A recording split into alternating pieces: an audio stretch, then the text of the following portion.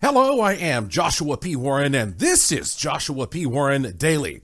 And as we inch closer to Halloween, I have some more spooky and Halloween stories and poems to share with you, things that I love to get into that festive mood as we get closer to All Hallows Eve. And I have something to share with you that's not spooky at all. In fact, it's inspirational. It's called the 10-Day Miracle Challenge. And if you are the type of person who is trying to manifest good things in your life using magical thinking, you're going to love this. It's going to be, it's going to give you some ideas and clarify some things. And I think that you can really use this information. So it's a great selection of topics I have for you on this particular edition of the podcast. Before we get into all that stuff, let me just say, because the Halloween is coming up, my goodness, the Haunted Asheville Ghost Tours in Asheville, North Carolina, my hometown, they are, every tour is sold out. I mean, we have 4 of them running tonight, all of them sold out. And so if you want to take a Haunted Asheville tour, you know, I created them, I own them, I manage them. And I've got the best tour guides in the world there at Haunted Asheville. If you're in the Asheville, North Carolina area, then you have to go on the tour if you can get a ticket. Go to hauntedasheville.com and click the red button for the booking calendar, and you'll see what your options are. In fact, you know what? My chief occult researcher there, the guide who's been with me the longest, Mr. Tad McDivitt, he just went on the news the other day because, you know, every Halloween, the media calls people like me and they want to do some kind of a story, you know, a featured Halloween story. And they wanted to do one in Asheville, but I'm here in Las Vegas right now. So Ted went and met with a reporter at the Grove Park Inn Resort and Spa, which of course is haunted by the eerie Pink Lady apparition. And I just want to say kudos to Ted for repping Haunted Asheville Ghost Tours on the news segment there, Channel 4, WYFF TV. He did a great job. And so it's exciting to have this time of year roll around when people can actually come and physically get engaged in paranormal investigation and, you know, open their minds to the spooky sides of life. Also, every Halloween, every October, I should say, the small town of Morganton, North Carolina, which is right next to Brown Mountain, where we have the infamous Brown Mountain Lights.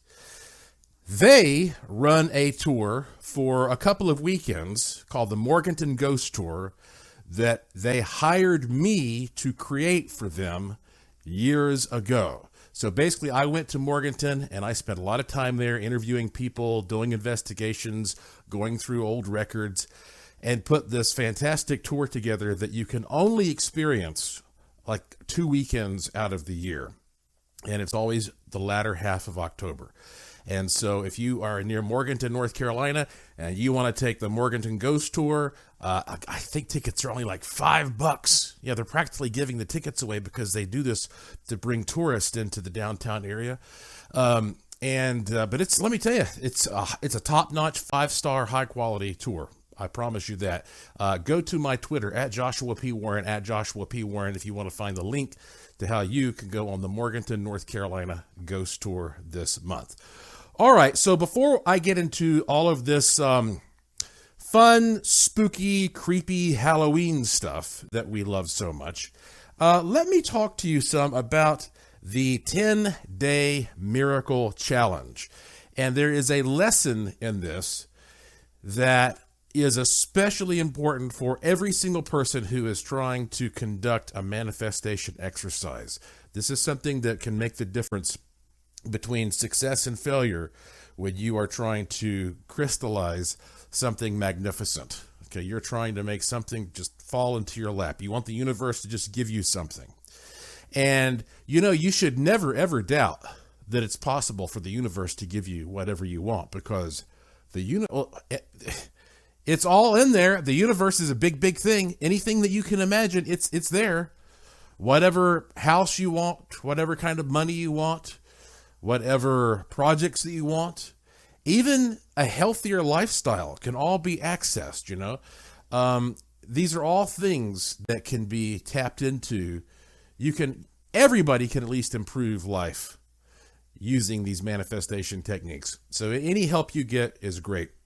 So I came across this article the other day, and I believe I found it somewhere on the Coast to Coast AM website. And I'm just going to read it to you, not in its entirety. I'll read parts of it, though.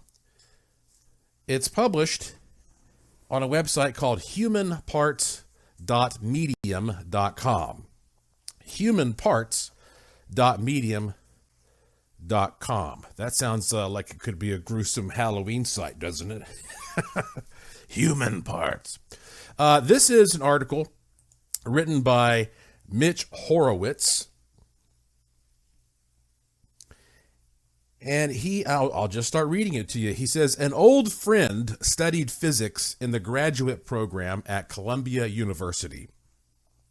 He was also an astrologer. He had a particular talent and respect for daily horoscopes.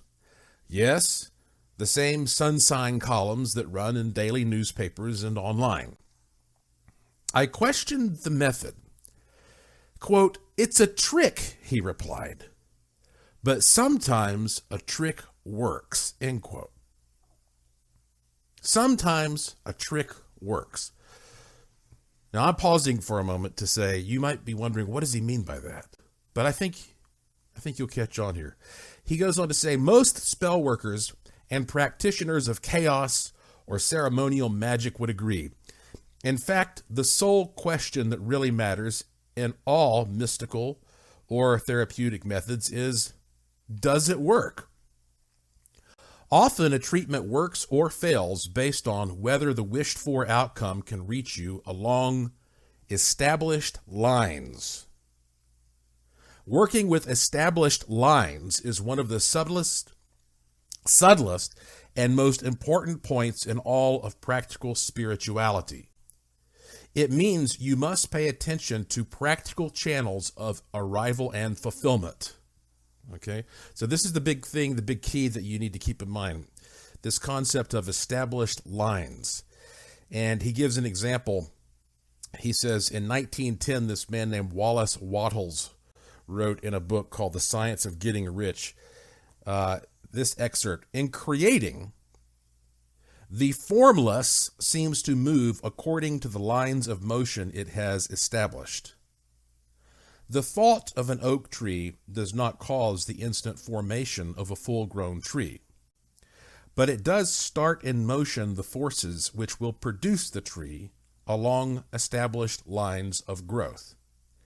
Every thought of form, held in thinking substance, causes the creation of form, but always, or at least generally, along the lines of growth and action already established.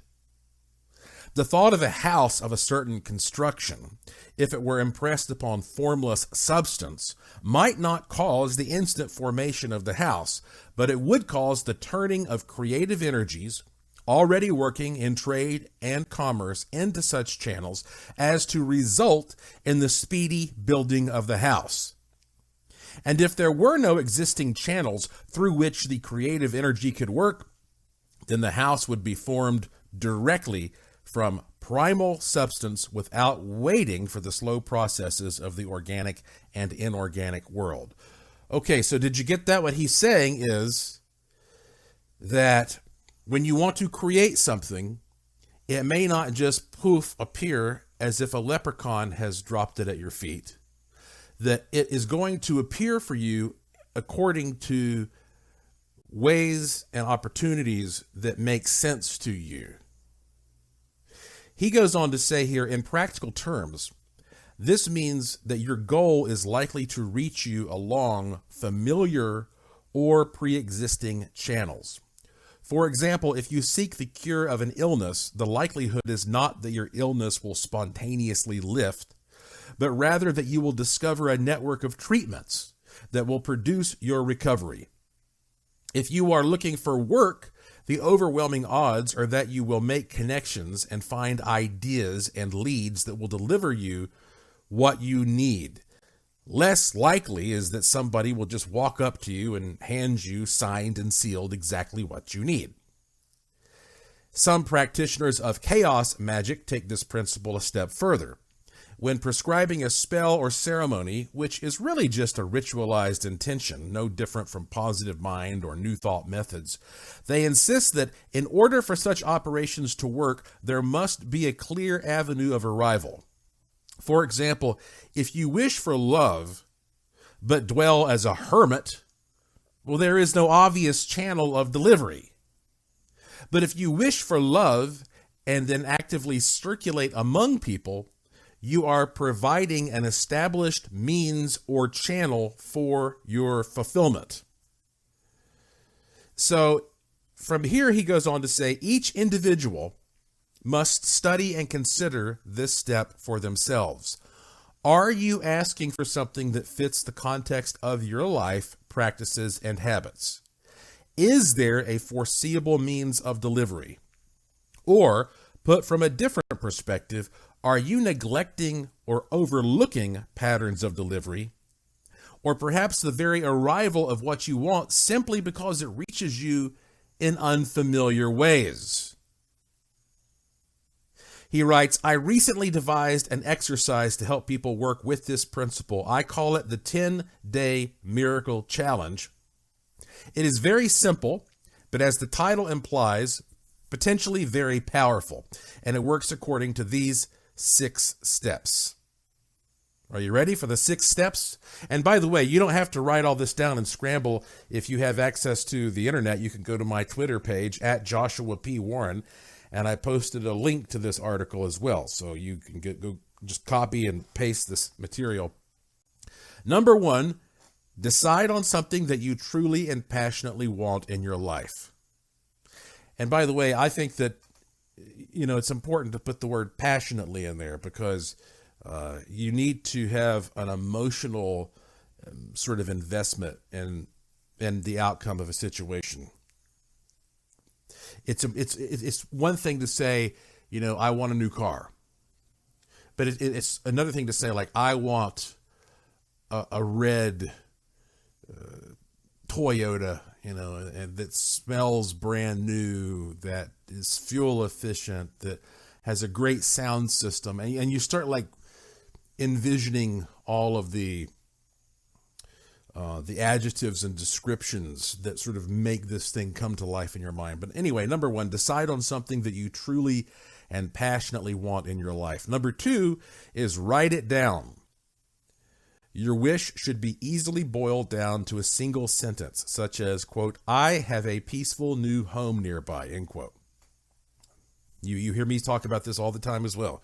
You have to condense what you want into something that's 1 sentence or less. Number 3, set a fixed period of time. So in this case, 10 days by which to receive your desired element.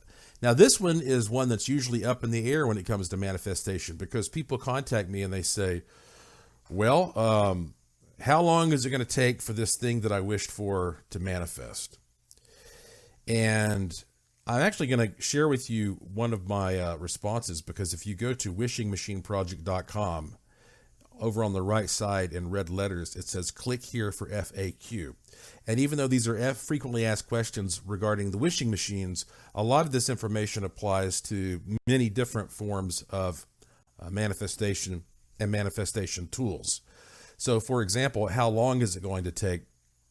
I usually send them this information. Let me see if I can find it now.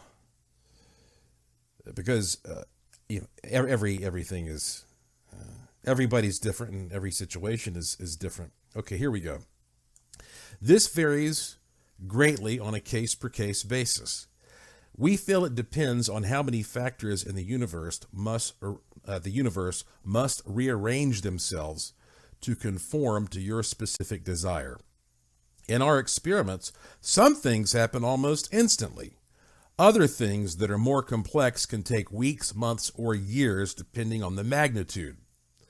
The length of time seems to depend partially on the following factors. Number 1, Who is the person placing the intention, and what is their current position in life? That is to say, their starting point. For example, it's easier for a millionaire to manifest $1 million next week than it is for a person with $20 in their account. Okay, because there's a mental block there. There's a mental leap that few of us can make from $20 to $1 million. It's more of a gradual buildup, unless you hit the lotto. Number two, how many changes need to occur for reality to conform to the desire? So, for example, it's easier to get your neighbors to quieten down than it is to assemble the entire cast and crew of a feature film and shoot it successfully. All right. Number three, what is the timing?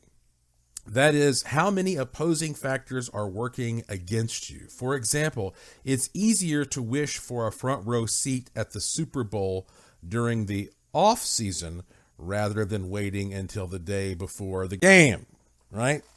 Timing, because you have to realize that when you are using manifestation techniques, you're not the only person in the world doing that. Other people are doing it as well. So your intentions are being weighed against theirs in terms of who's a better manifester. And now it's like Wizard Wars. Who's the better magician here in this situation?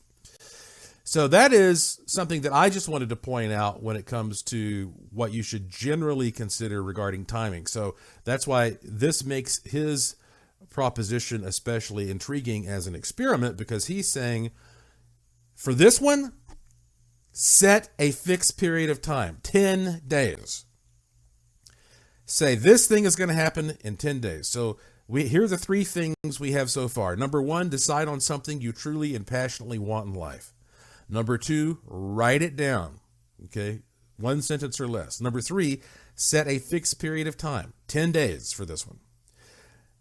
Number four, draw a grid of 10 boxes and consecutively cross one out each day to mark your progress towards your aim. So in other words, have a calendar there and mark out, 10 days on this calendar and keep track of it. You mark those days off as you get closer to it, and this keeps you engaged in the process. Number five, every day, as often and as powerfully as you can, pray, visualize, affirm, and meditate upon the realization of your wish. And then number six is finally, and here is the most important part, watch very carefully for the arrival of your aim and take care not to overlook or discount the means by which it arrives. That's where a lot of people screw up. They go through the whole thing, they make it right to the end, and then that happens and they blow it because it doesn't arrive the way they were expecting it to arrive, and you have a problem. He says, your wish could reach you in a wholly unexpected manner, fulfilling your need but arriving in a very different fashion from what you pictured or expected. Or your wish could arrive along such seemingly mundane or ordinary lines that you're apt to miss it, and you overlook the realization of the very thing you need. The point of this exercise is that our needs are often fulfilled, at least in potential, in ways that we are prone to neglect because the arrival doesn't resemble our preconceptions, or it happens in such a seemingly mundane fashion that we discount it. Remember again, life generally works along previously established lines. He says, you may, for example, wish for recovery from an injury, but at the same time, reject an invitation to a movement or energy medicine class or the sanctioned advice of a teacher, therapist, or physician, which may set you on the road to wellness. So remember, life generally works along previously established lines. Hence, the thing that you wish for may reach you in ways that seem ordinary, even though they are the royal road to your fulfillment. And he ends this article by sharing a story that I also paraphrased in my book, Use the Force, A Jedi's Guide to the Law of Attraction, which you can be reading instantly, as a matter of fact, if you go to joshuapwarren.com. you'll see on the homepage a picture of it there, and you just click that link and you can download that for, I think, less than $10. It's like $9.97 or something like that. And you can download that. Maybe it's $9.95. Anyway, whatever it is, it's not much, and you can download that, and you can be reading that right now, and it can change your life. And if you don't believe me, go look at the reviews. But here's the story. He says, I want to share a joke that drives this point home. During a massive flood, a clergyman fled to the roof of his church to avoid being swept away in the waters. A man in a raft came by and told him to come aboard. The clergyman refused. God will save me, he said. Someone rowed by in a boat and urged him to come on it, but again the clergyman refused. God will save me, he said. Finally, a helicopter appeared overhead and dropped a ladder, but the man waved it away. God will save me, he yelled. The floodwaters eventually overtook the clergyman, and he drowned. Upon reaching heaven, he protested to God, I've served you all my life. Why didn't you save me? To which God replied, I didn't save you? I sent the raft, I sent the boat, I sent the helicopter. So he says the lesson is remain open. Take the road when it appears. Reject nothing out of hand, and never neglect established means. Watch for them.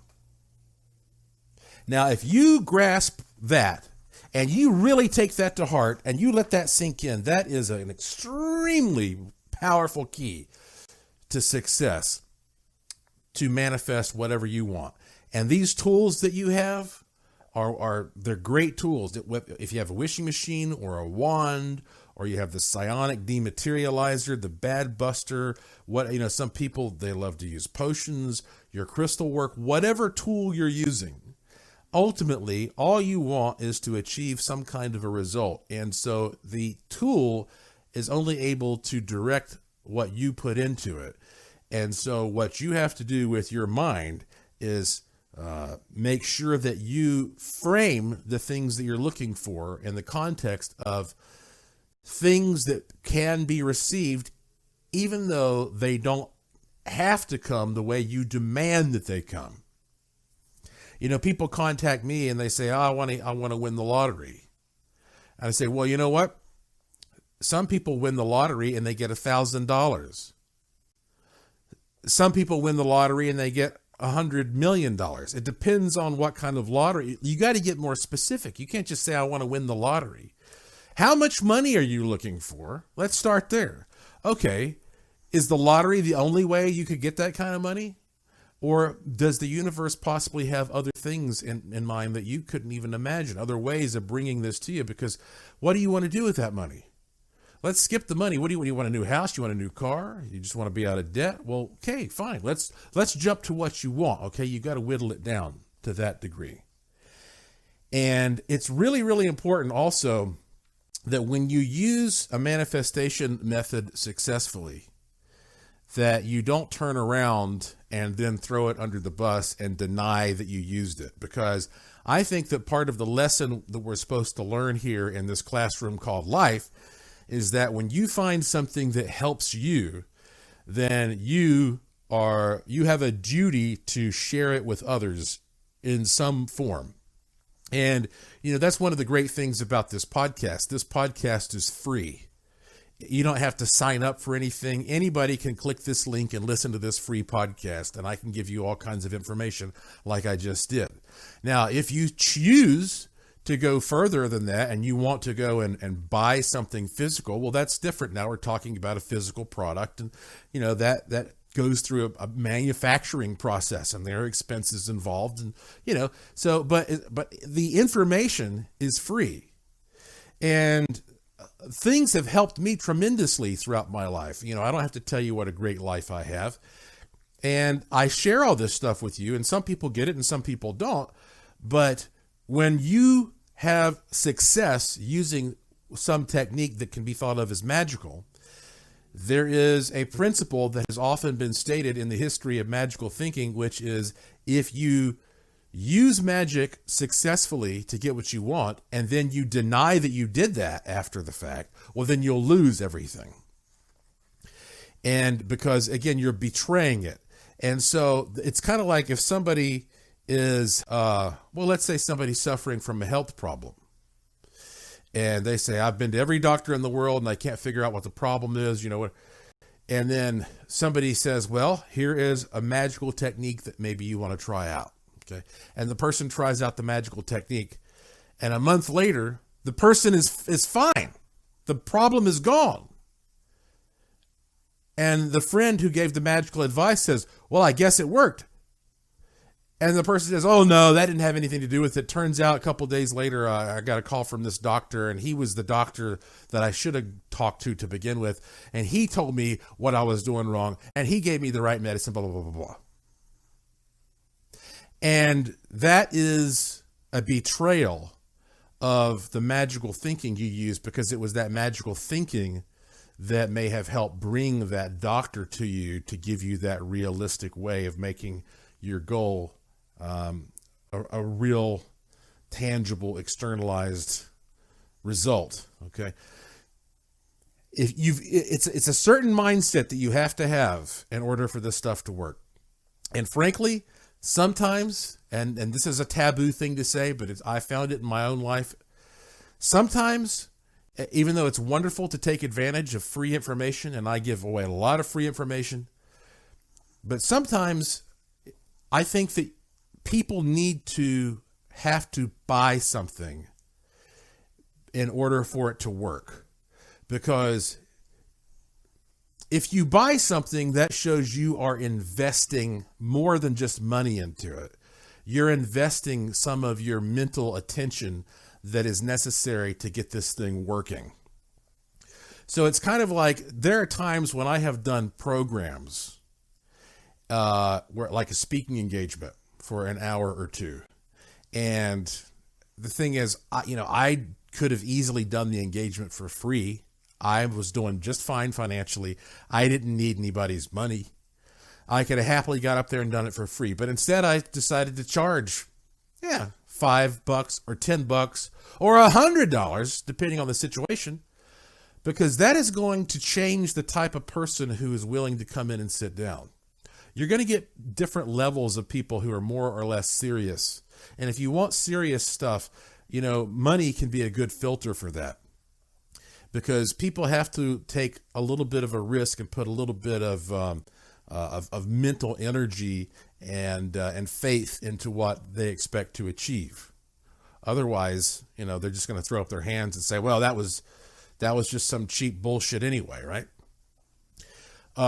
In fact, Joe Vitale, one of my favorite authors, he was homeless for a good part of his life, and now he's a multimillionaire. And he said that he had a successful book signing, and he likes to smoke cigars. And so he went into a cigar shop, and he said, what's the most expensive lighter, you've got here or whatever? And so he bought this lighter for $750. And his friends that he was hanging out with, of course, the word got around, Joe just bought a $750 cigar lighter.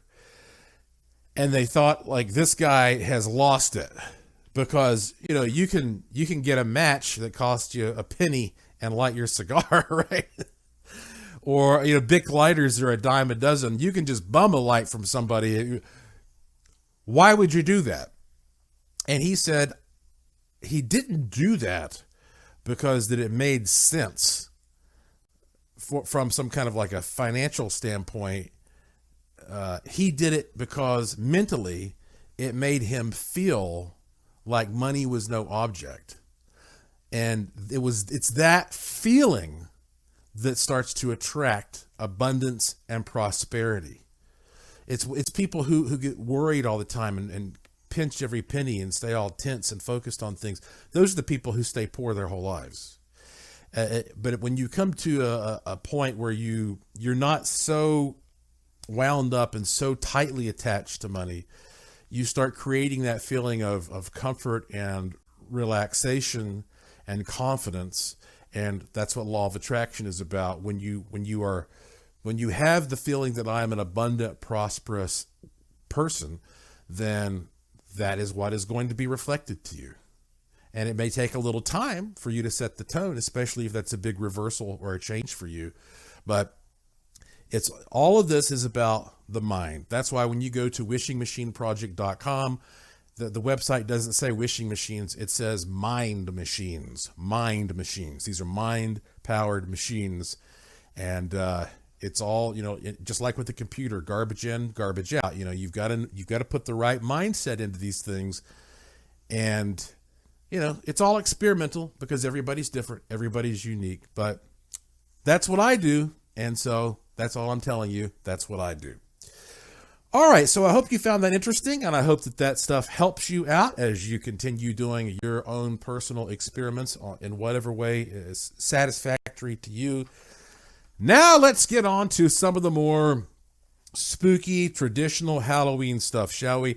A lot of people, they question every year, like, no, why are we doing this again? Like, why are we putting on masks and lighting up jack-o'-lanterns and doing trick-or-treating? Well, for one thing, there is some confusion apparently about exactly how the Halloween as we celebrate it all came together. Most of my life, I'd always heard, well, it goes back to the Celtic, the Gaelic Celtic cultures there around Ireland and Scotland and Old Britannia and all that. In particular, they had this festival called Samhain, which was a harvest festival around the end of October that would celebrate the abundance of the harvest and then prepare for the transition into the dark, cold, intimidating winter months. Okay, it's literally a transition between life and death. And so they have a big festival there, and they believe because that their whole world is transitioning from life to death, that as you break through the threshold of that day, that in particular, that is when there's the maximum potential for spirits of the dead to come back and interact with spirits of the living. When the veil is the thinnest on that day, October 31st, going into November 1st.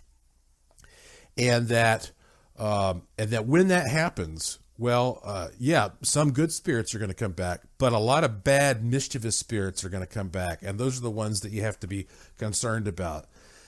And so you'll want to do things to scare them away, use scary decorations around your house, or things that will make them feel comfortable with you.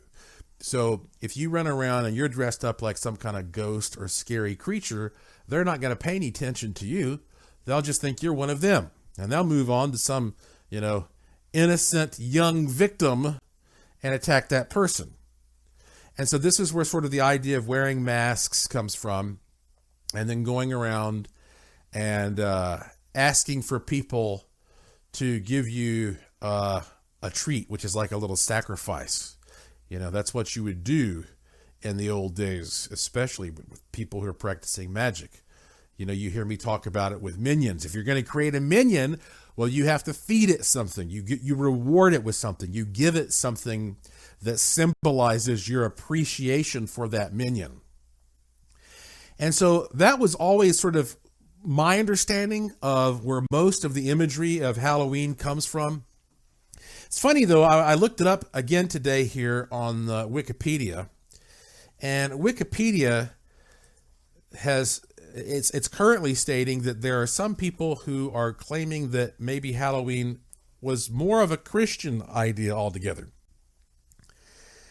It says, one theory holds that many Halloween traditions originated from ancient Celtic harvest festivals.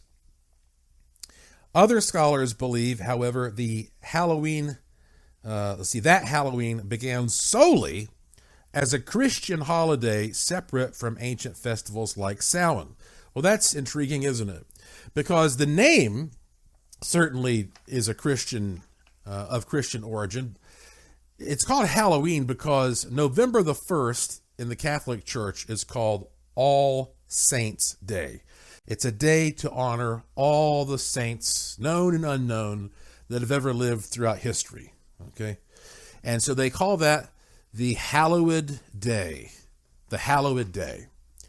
And so the night before that is called the Hallowed Evening, which was shortened to the Hallowed Eve or Halloween is what it basically became. So Halloween is a shortened version of Hallowed Evening. And it's all because that November 1st is All Saints Day in the Catholic Church. And then November 2nd, by the way, is called All Souls Day, in which the church honors not just all of the saints, but the souls of all departed people, particularly departed loved ones.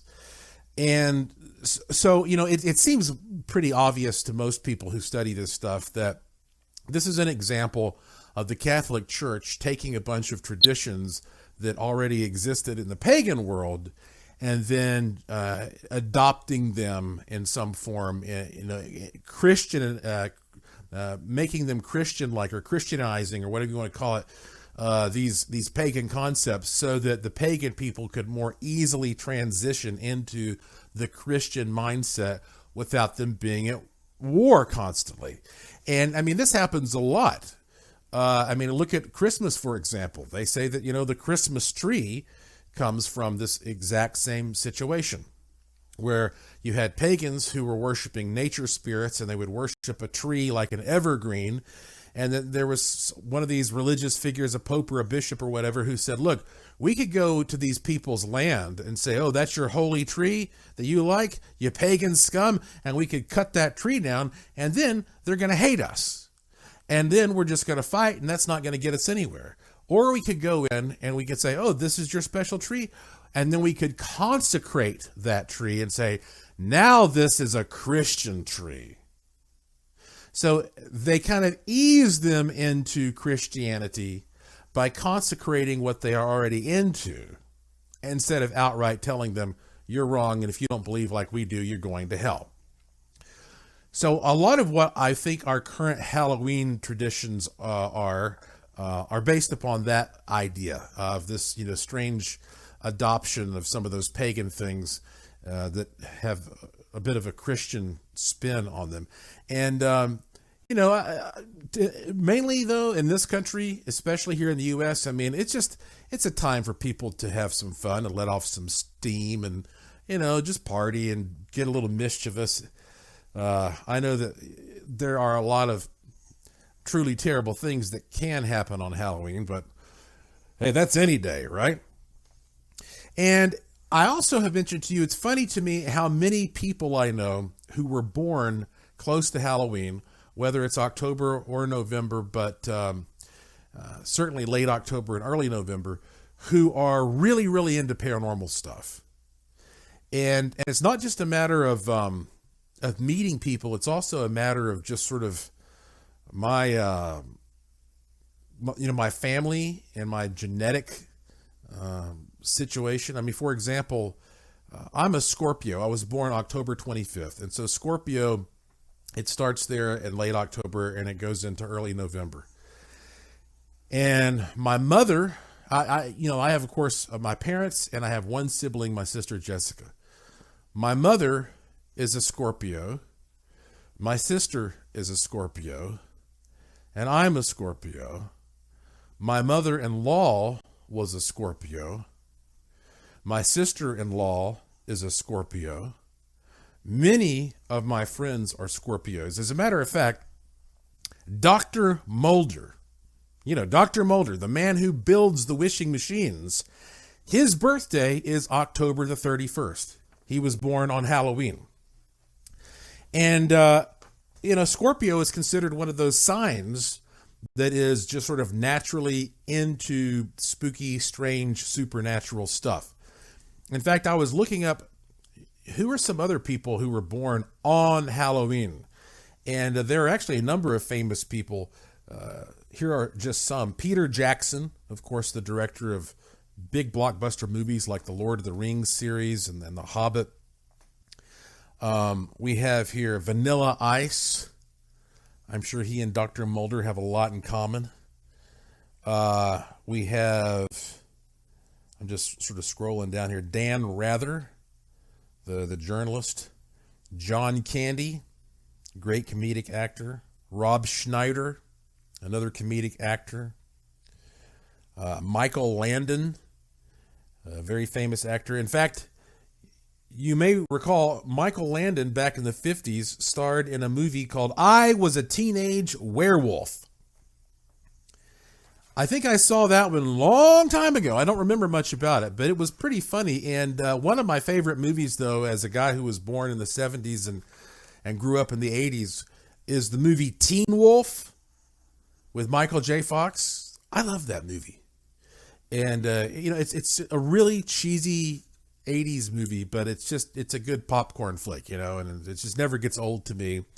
And just last night I was playing some of the music from the very obscure soundtrack to the movie Teen Wolf. So yeah, a lot of famous people, more or less famous people and notable people, and the list goes on and on here, were born on October 31st. Not so many of the names, however, did I recognize of people who died on October 31st, which is even more intriguing in a way. River Phoenix died on October 31st, and of course he was the young up-and-coming actor who seemed to have the whole world in front of him. He was the first actor to ever portray Indiana Jones as a kid on the big screen there.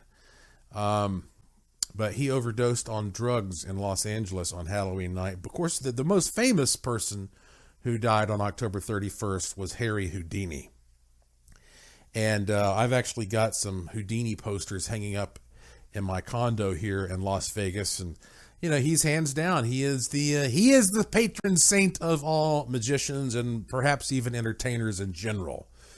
And, I don't have the information right in front of me, but, basically, you probably know this. Houdini was famous for letting people punch him in the stomach because he was adamant about keeping his stomach muscles very strong. And basically he was getting ready for a show, and a young college student who was sort of an amateur boxer just hauled off and hit him in the stomach when Houdini wasn't ready, and it burst his appendix, and he got really, really sick, and he pushed through and the show went on. But finally he succumbed to the appendix burst, and that's what killed him. It must have gotten infected. But people have been trying every year since then to connect with the spirit of Harry Houdini on October the 31st.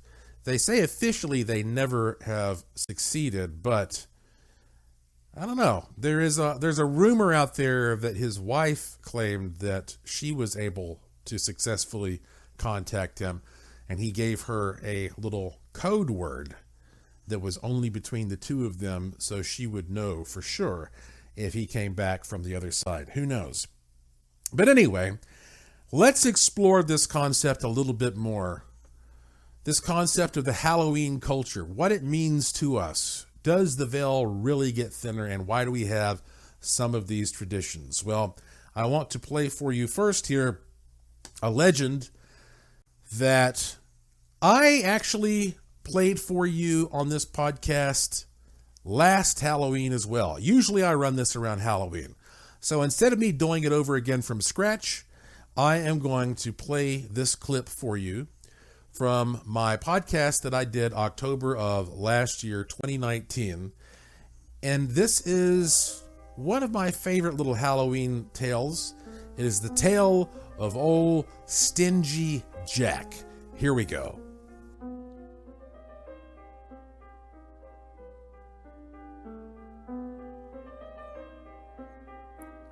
Centuries ago, amongst the countryside of green and superstitious towns and villages in Ireland, there lived a drunkard known as Stingy Jack.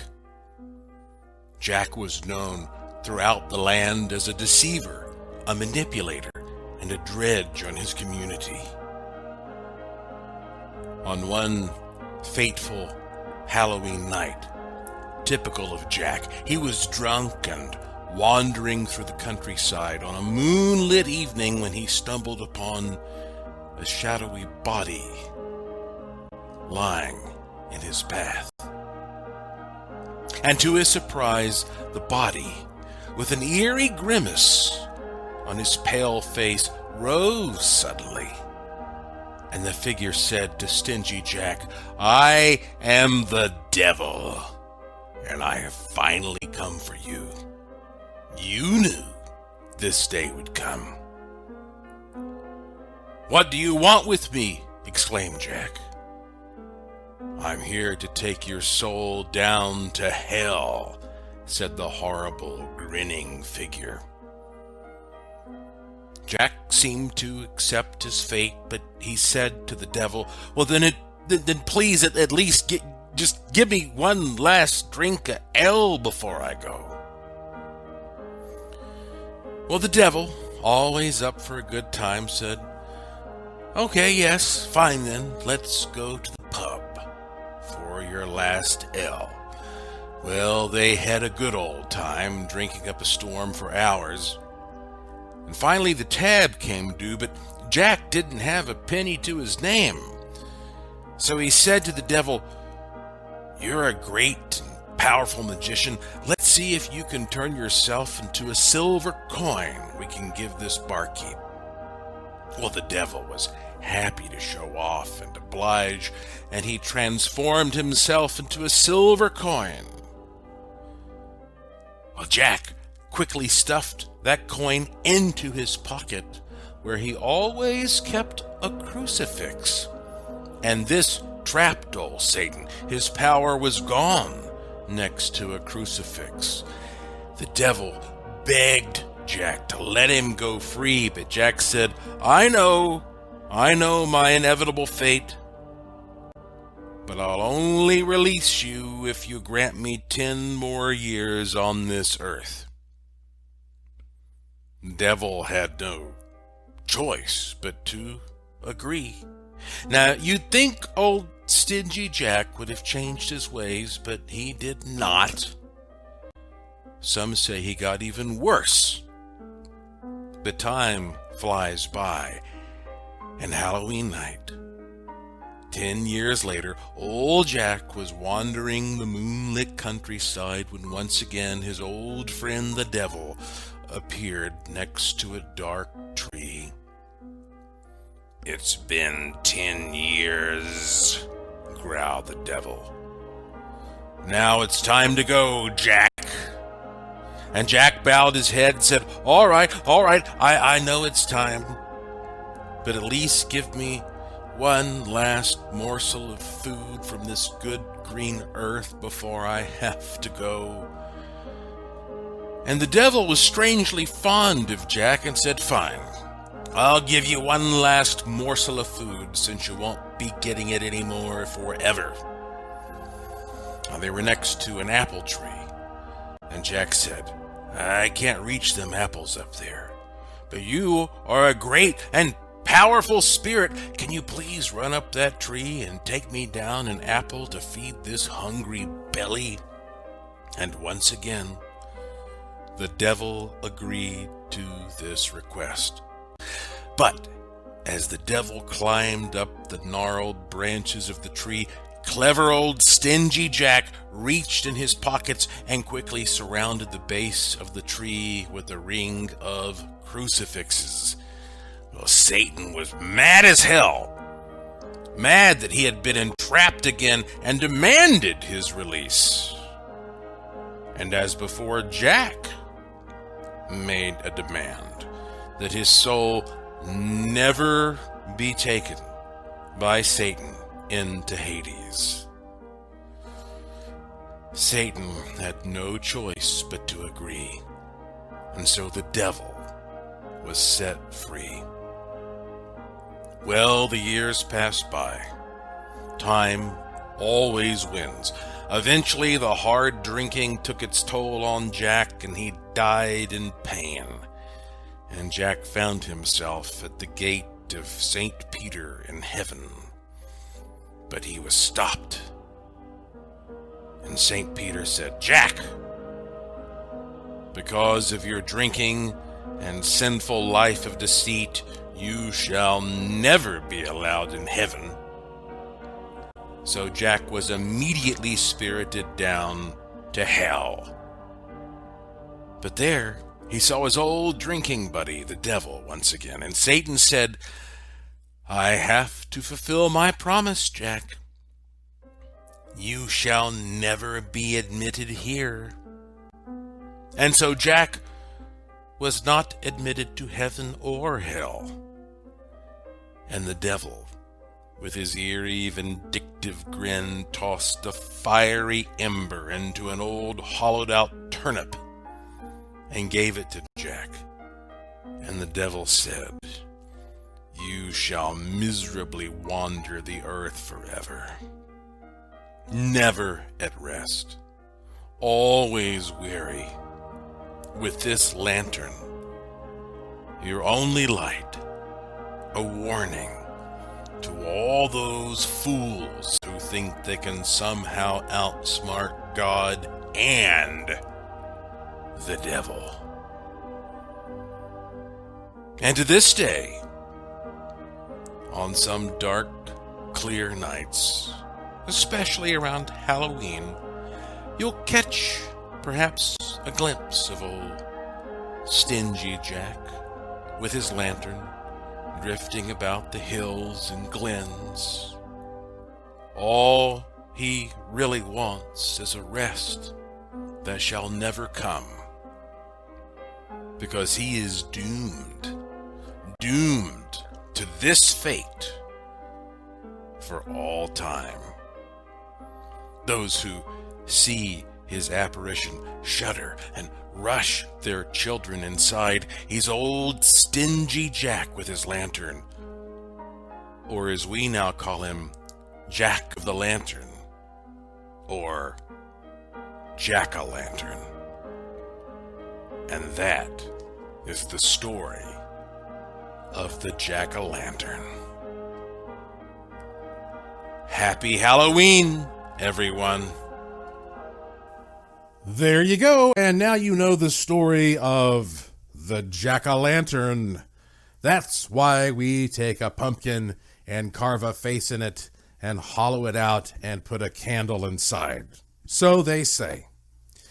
And, you know, really, whether or not you understand the meaning of all these weird things that we do around holidays and why we do them, all the exact origins, sometimes all that matters is just the effect that something has, just the atmosphere it creates. We don't have to condense everything down to some kind of a left brain sort of hardcore practical reason. We just like the feel of something. It's more of that subjective atmospheric impression that we get about something that we do, like the smell of wood smoke on a crisp October night as you're having an ale and there is some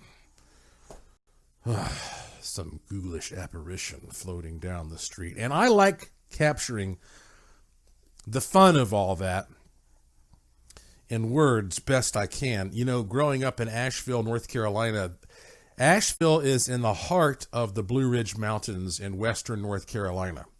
And so our seasons there are very distinct. You have 4 clear-cut seasons. Summer is summer, fall is fall, spring is spring, and winter is winter.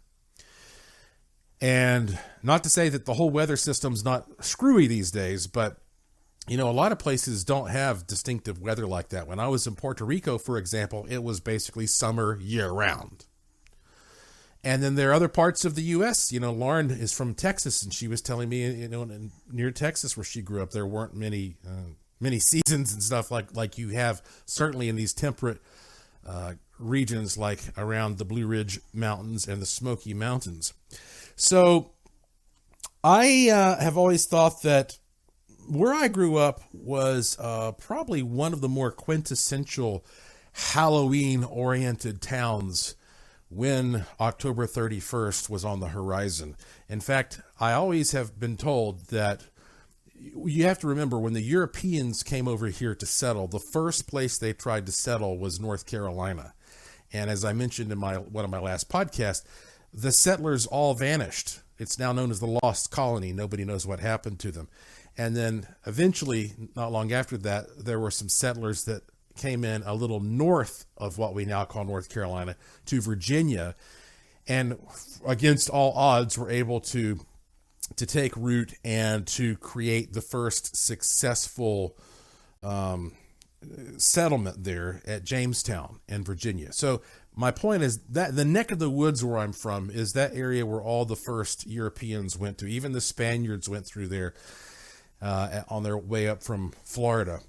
And so I have been told that in North Carolina, there are more people of Scottish descent than there are in Scotland.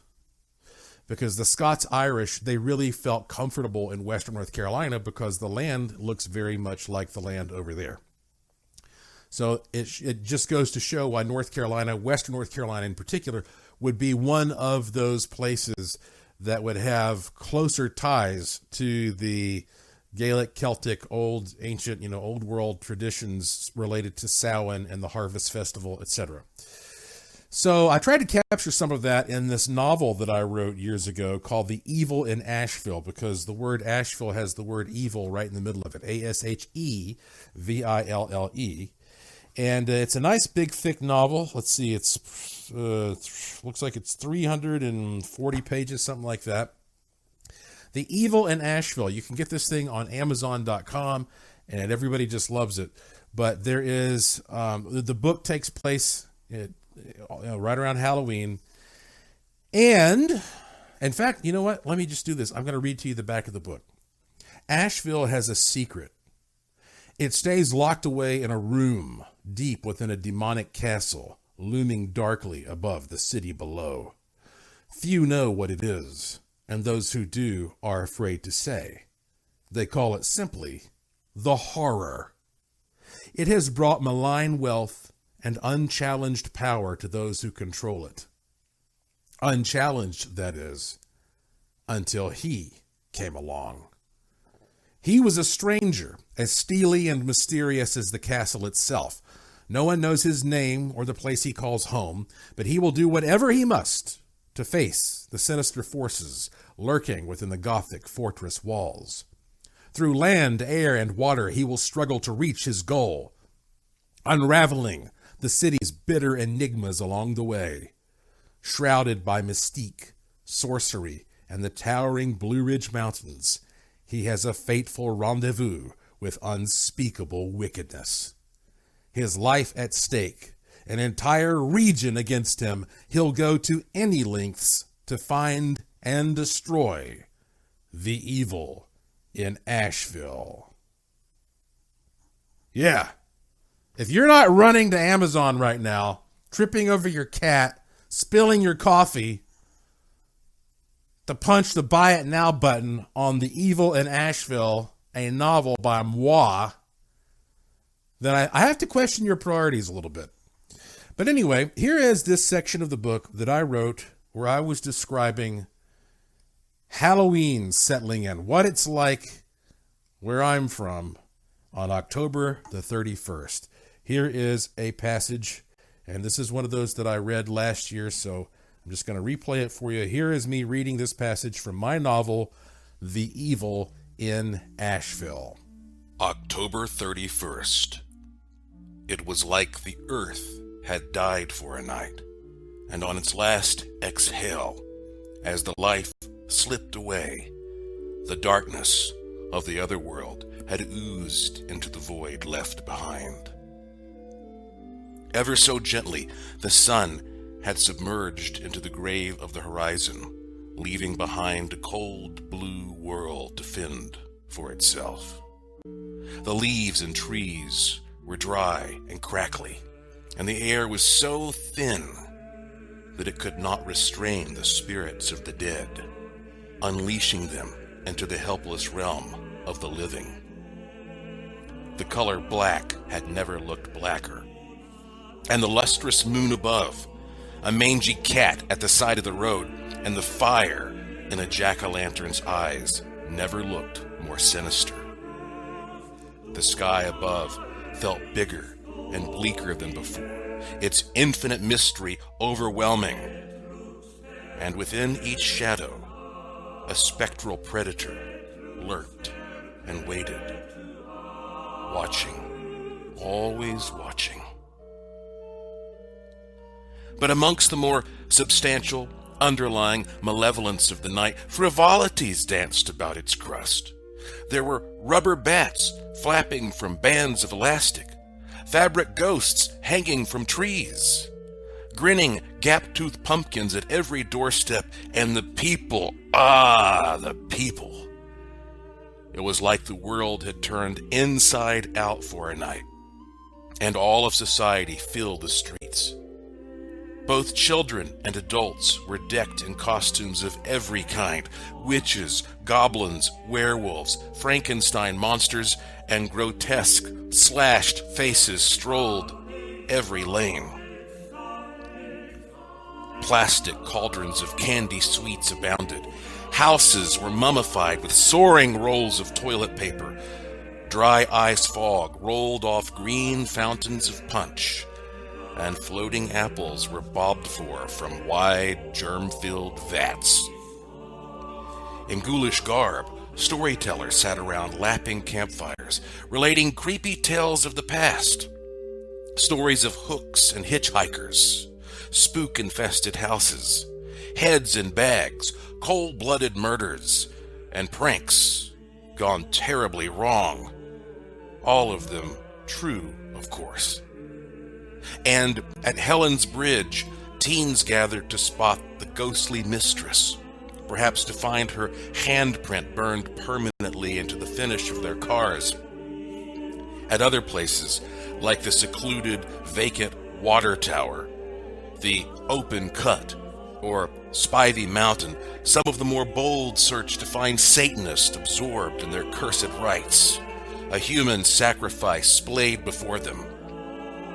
Young men, intrepid and dashing in their capes and masks, competed for the favors of young women dressed seductively in the revealing costumes of morbid temptresses.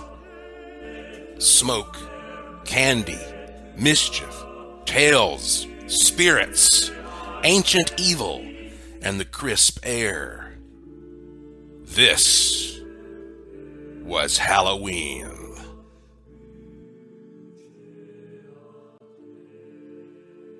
That's what it was like in Asheville growing up for me around Halloween, October the 31st. So if you enjoyed that, you might have more of an idea of, again, like why I got into spooky things, ghosts, UFOs, cryptids, all that kind of business. It's kind of like Halloween year round to a certain degree, but you know, even if it's not spooky, it still captures this idea of opening your mind to other realms and dimensions and possibilities. And you know, I love to watch these. You know, I have my list of Halloween movies that I watch every year. I like to watch like the old Disney Legend of Sleepy Hollow, which is narrated by Bing Crosby. I like to watch the Garfield the Garfield Halloween special. I can't remember exactly what it's called, but if you go to YouTube and you just type in Garfield Halloween, it'll come up. And I love to watch this movie called Tales of Halloween, which is an anthology movie that it's not that old. It just came out a few years ago. But I don't watch stuff like, I don't watch horror movies. I really don't. For one thing, horror movies they're kind of boring to me because they're just so predictable. And, I like The Shining. That's probably my favorite horror movie, actually. But like the slasher type movies, you know, I watched that stuff as a kid, but, I'm more interested in, I don't know, a little more of a thought-provoking angle on how Halloween can be incorporated into a great story. And so all that kind of stuff, I'm sure, helped to inspire me to write my book, Joshua Warren's Gallery of Mystery and Suspense. I wrote when I was, 13, 14, published around the time I was 15 or so. And I recently had some copies of this book that I found available for sale on my website, joshuapwarren.com, but they're all sold out. However, I am looking into turning this into an ebook if you're interested. And so if you would like to know whether or not I do that and when it, what the deal's going to be, very simple. The way you stay informed with everything that I do, if you like what I do and you're curious, sign up for my free e-newsletter. Okay, it takes you 2 seconds. Go to joshuapwarren.com, joshuapwarren.com. You'll see right there on the front, you can put your email address in there. You hit the button. You will instantly receive a digital good luck charm. Plus, I'm about to send you guys something really kick-ass very soon to coincide with my new podcast. I'll tell you more about that later. And that way I can keep you informed. And I'm also going to be giving away some free money again here soon. You know, I randomly, spontaneously do that from time to time. So sign up for my newsletter and you'll know when this and other books are available. But in this little book called Joshua Warren's Gallery of Mystery and Suspense, I wrote a couple of poems I'd like to share with you. I'm going to read them for you right now.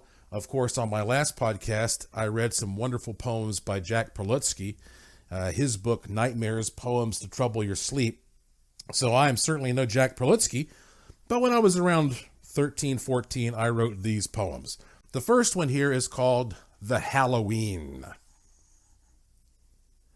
When wind is crisp and air is cold, the time has come of tales I've told, of warlocks' spells and women's screams. The night I speak is Halloween.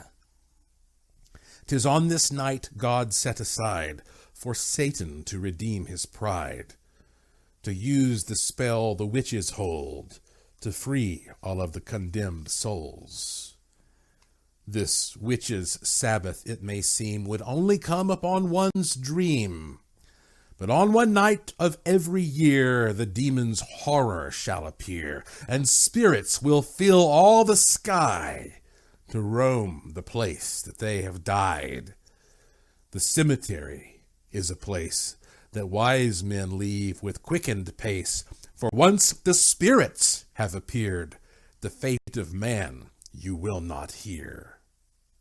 So raise your crosses if through rain, and garlic every window pane. For when the witching hour is here, the fool is all who does not fear.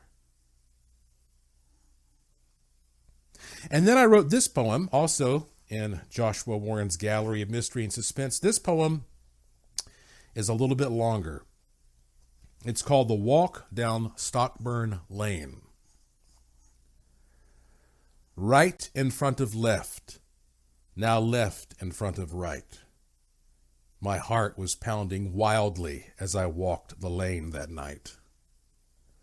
I remembered all the stories as it drizzled in the rain, the stories of the hauntings as I walked down Stockburn Lane. The sky was dark and cloudy, not a single soul around, and the shadows, they engulfed me as the blackness stretched to ground. My brow was wet and steamed, my throat extremely dry, and my adrenaline, as I recall, had reached an awful high. I dreaded all the spots that I would pass through darkened rain, the haunted spots along the walk down Stockburn Lane. It was then that I next saw it, the first sight there to see. Nestled shortly off the lane, you see, there stood the hangman's tree, a dark and dismal oak, amongst unshadowed care, saturated with the spirits of the criminals hung there. A lump of fear was in my throat, disabling my sigh. I quickly stepped up my pace and swiftly passed on by.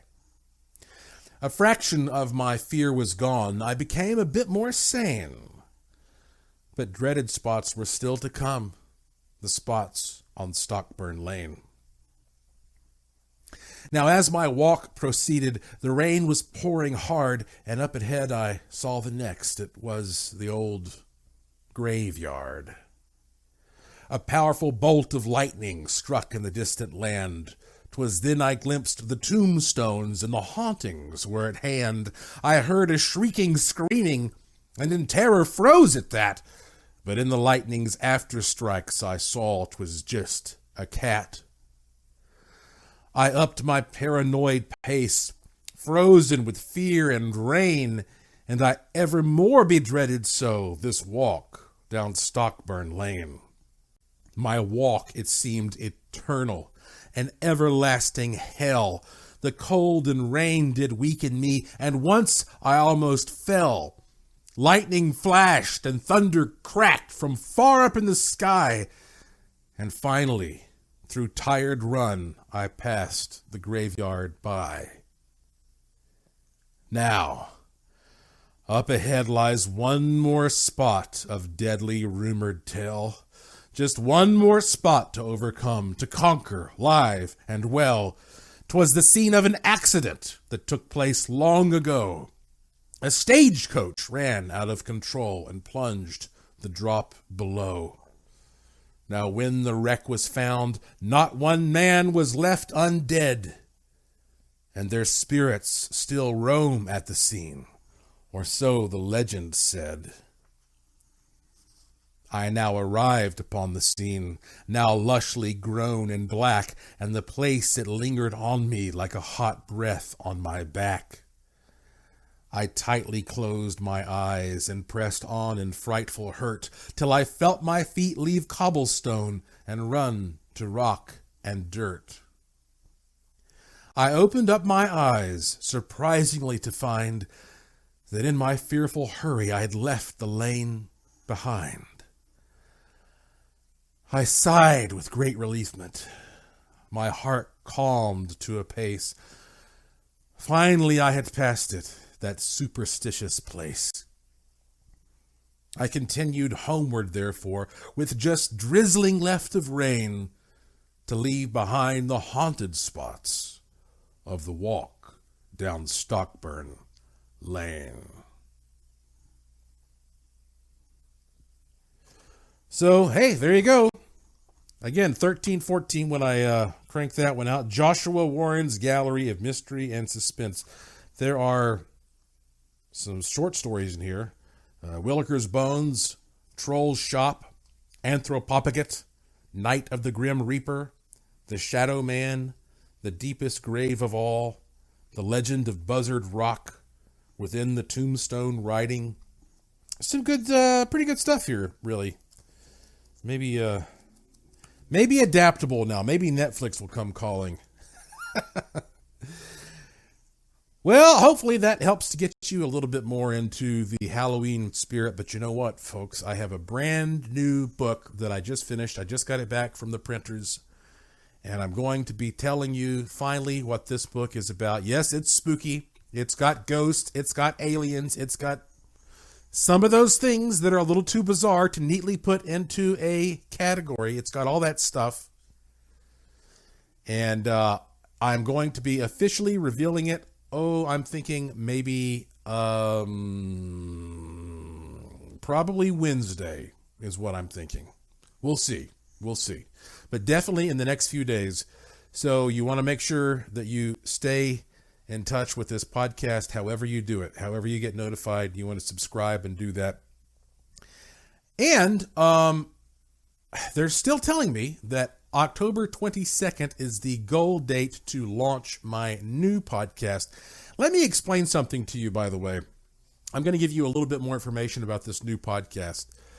You might be wondering, like, well, Josh, why is this taking so long for this thing to come out? Well, it's because that it's not just my podcast. An entirely new podcast network is being created right now. And it's being created by some very special people. And so my show is going to be one of the top shows on this network. But I'm not the only talent on this network, okay? So there are going to be a variety of kick-ass shows. And so what I'm doing is I'm letting you know this because getting a network off the ground is no small thing. There's a lot of coordination that needs to be done with each and every show, and then the network at large. So hopefully everything will be locked into place and we'll be ready to hit the green button on this thing October 22nd. I will let you know as soon as I know for certain. If it takes longer, it's not that big of a deal, frankly. I mean, I'm doing my part, everything I can, but this is when I finally give you the whole story and I tell you who's behind this and what's going on, you'll go, oh, okay, now I get it. Now I understand why you've been so secretive about this and why that you've been treating this as such a big deal. So October 22nd is what they're telling me right now, and I will keep you informed. But regardless, folks, hey, you gotta keep up with the show by going to joshuapwarren.com, joshuapwarren.com. Sign up for that free e-newsletter. Tell everybody you know about this podcast. Tell them to go to the Curiosity Shop at joshuapwarren.com. Check out kick-ass things there you will not find anywhere else in the world. I have one more product that I'm bringing out this year. At least I'm planning on it. And it's not a manifestation product. The Psionic Dematerializer was my last manifestation product of this year. But this other product is going to be pure fun. And actually, there might be a little bit of a manifestation element to it as well. But you'll see what I mean. I've got one more product that I'm hoping to get out there next month. So you will never guess what this is in a million years. This is something that I created that's completely original. Okay, nobody's ever produced anything like this to my knowledge. Okay, so sign up for the e-newsletter, joshuapwarren.com. Go to the Curiosity Shop, see the wild stuff there, and click the link to this podcast called Joshua P. Warren Daily. Always short, always free, uncensored, independent, commercial-free. You can subscribe to this show through various formats and platforms, iTunes, Stitcher, whatever your thing is, iHeart, or just follow me on Twitter at Joshua P. Warren, at Joshua P. Warren, and I will usually tweet when a new one is available. So that is it for this particular edition of the podcast. Hope you've enjoyed it. Hope you've had some fun. Thank you for listening. Thank you for your interest and support. Thank you for staying curious. And I will talk to you again soon.